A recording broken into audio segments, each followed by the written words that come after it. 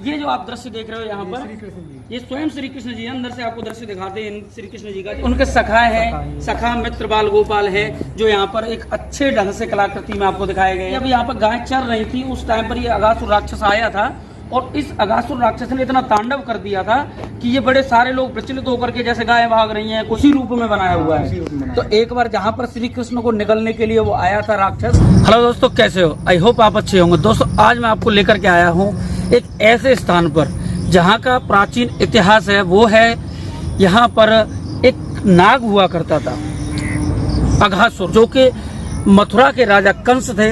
उनका भेजा हुआ एक राक्षस था, दैत्य था, जो श्री कृष्ण को मारने के लिए अंतिम बार प्रयास हुआ था महाराज कंस का। उसी अंतिम बार प्रयास का एक नमूना जो आज के समय में बना हुआ है वो है अगासुर। और मैं आपको एक एक दृश्य से आज आपको रूबरू कराने वाला हूं। तो चलता हूं दोस्तों एक पहले स्थान पर लेकर के। आइए,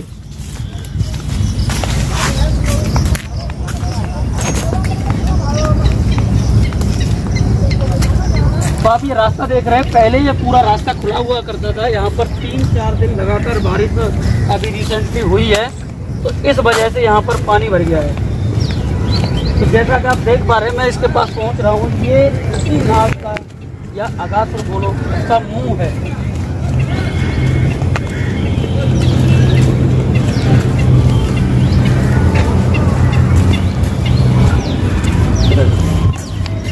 तो भाई साहब बताइए फिर ये अगासुर का ही मुंह है या किसी दूसरे का है? ये बनाया हुआ है पत्थर का, ये पत्थर का उसी रूप में बनाया हुआ है। तो एक बार जहाँ पर श्री कृष्ण को निगलने के लिए वो आया था राक्षस, उसके मुंह में एक बार हम भी जाकर के देखते हैं।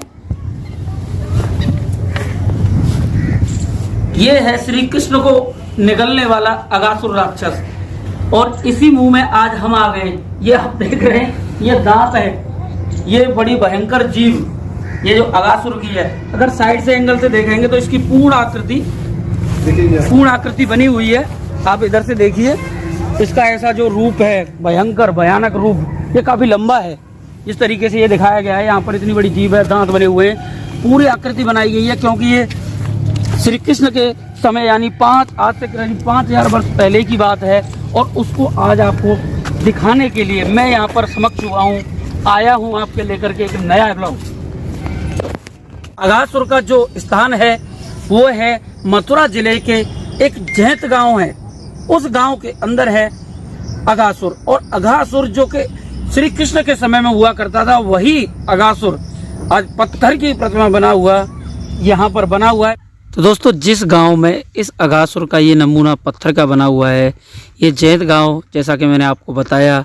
और जैत गांव ऐसे ही नहीं पड़ा, जिस जगह पर अगासुर को यानी राजा कंस के अंतिम उस सैनिक को हराया था और यहाँ पर इस विजय प्राप्त की थी, इसीलिए इस स्थान का नाम जयत यानी जीतने का स्थान जैत पड़ा।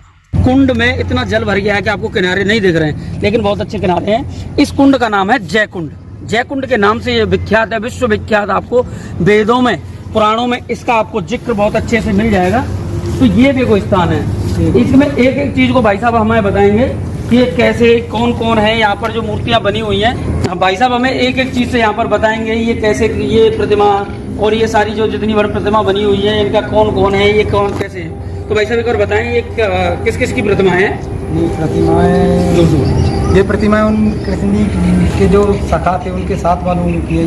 ये गाय है, ये वाली जो। अच्छा, ये गाय, ये गाय का प्रतिमा है जो यमुना के किनारे जो चरती थी वो वाली गाय है। हाँ, ये जो जमुना जी, ये उनके सखा है, सखा मित्र बाल गोपाल है, जो यहाँ पर एक अच्छे ढंग से कलाकृति में आपको दिखाए गए हैं। और ये मतलब ये है कि जब यहाँ पर गाय चर रही थी उस टाइम पर ये अगासुर राक्षस आया था, और इस अगासुर राक्षस ने इतना तांडव कर दिया था कि ये बड़े सारे लोग प्रचलित होकर के जैसे गाय भाग रही हैं, कोई किधर भाग रहा है, और उसने श्री कृष्ण को अपने मुंह में भी रख लिया था।